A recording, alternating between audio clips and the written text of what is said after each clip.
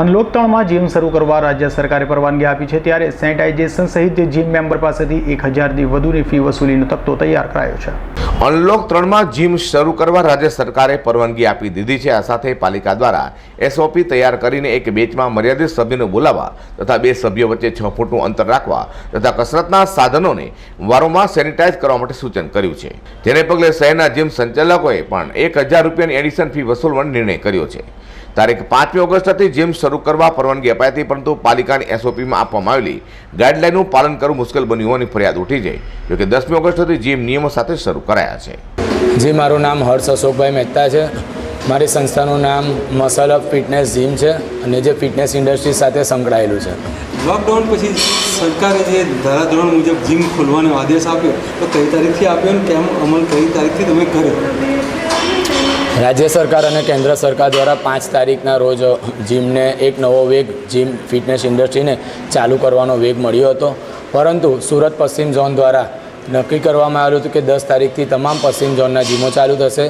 એને કારણે કે જેમ કે જીમની અંદર જે રાજ્ય સરકાર દ્વારા જે નિયમો આપવામાં આવ્યા હતા એ નિયમોનું સંપૂર્ણ ધોરણે પાલન થાય, દરેક ક્લાયન્ટની તાકેદારી રહી, દરેકને સલામતી અને સાવચેતી રહી, તેમજ જે જીમની અંદર કામ કરતા ફિટનેસ ઇન્ડસ્ટ્રીના જે ટ્રેનરો છે તે લોકોનો પણ સંપૂર્ણ સલામતી રહે તેવી દરેક બાબતો છે, જેવી કે સેનેટાઈઝર છે, માસ્ક છે, દરેક ઇક્વિપમેન્ટ પર સેનેટાઈઝ છે, તેમજ સરકાર દ્વારા જે સૂચનો આપ્યા હતા કે સોશિયલ ડિસ્ટન્સનું પાલન, બેઝ સિસ્ટમ, જે દરેક નિયમો છે તે નિયમોનું સંપૂર્ણ પાલન થાય એને ધ્યાનમાં રાખીને 10 તારીખથી જીમ ચાલુ કરવાનું નક્કી કર્યું હતું।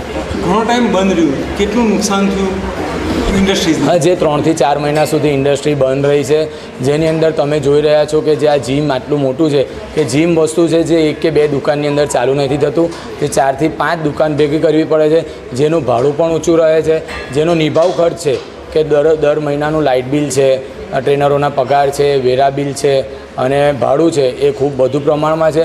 એટલે મારા માનવા મુજબ દરેક ઇન્ડસ્ટ્રી, નાનામાં નાની ઇન્ડસ્ટ્રી જીમને ઓછામાં ઓછું 4 થી 5 લાખ રૂપિયાનું નુકસાન થયું છે। ઇન્ડસ્ટ્રી ચાલુ થઈ તો અમારી પાસે એવી બી ફરિયાદ આવેલી છે કે ભાવ વધારો, મતલબ આખા વર્ષથી ફી ભરી દીધા પછી બી ભાવ વધવો કઈ રીતે? હા, એ બાબત ધ્યાનમાં છે, પણ એ જે કોઈ ફરિયાદ કરે છે તો મારા માનવા મુજબ એ એક ફરિયાદ નથી, એ ક્લાયન્ટની સલામતી માટે જ દરેક જીમો પૈસા લે છે। અને કારણ કે જીમની અંદર જે સરકારના આદેશો આપવામાં આવ્યા છે કે જીમની અંદર 10 થી 15 જ ક્લાયન્ટ રહેશે સ્ક્વેર ફૂટ પ્રમાણે, દરેક ક્લાયન્ટ વચ્ચે 4 થી 6 ફૂટનો ડિસ્ટન્સ, દરેક ઇક્વિપમેન્ટ વચ્ચે 4 થી 6 ફૂટનો ડિસ્ટન્સ આપવામાં આવ્યું છે।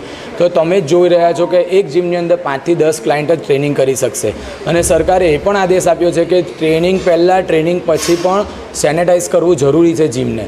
તો જો સેનેટાઈઝ કરવું છે, સેનેટાઈઝનો જે નિભાવ ખર્ચ છે તે પણ એકદમ વધુ પ્રમાણમાં છે। દિવસ દરમિયાન 1000 થી 2000 રૂપિયા સેનેટાઈઝ નિભાવ ખર્ચ થાય છે, તો તમે 30 દિવસનો એનો આંકડો કરો તો 60,000 થી 90,000 રૂપિયા નિભાવ ખર્ચ થાય છે। તો શું આ ફિટનેસ ઇન્ડસ્ટ્રી આટલી કથળી પરિસ્થિતિમાં પડી ગઈ છે, તો શું તમે એક જનતા, એક સરકાર થઈને શું અમને ઊભો થવામાં સાથ નહીં આપી શકો? તો એ ધોરણે ઇન્ડસ્ટ્રી તમારી પાસેથી આ ખર્ચ લે છે।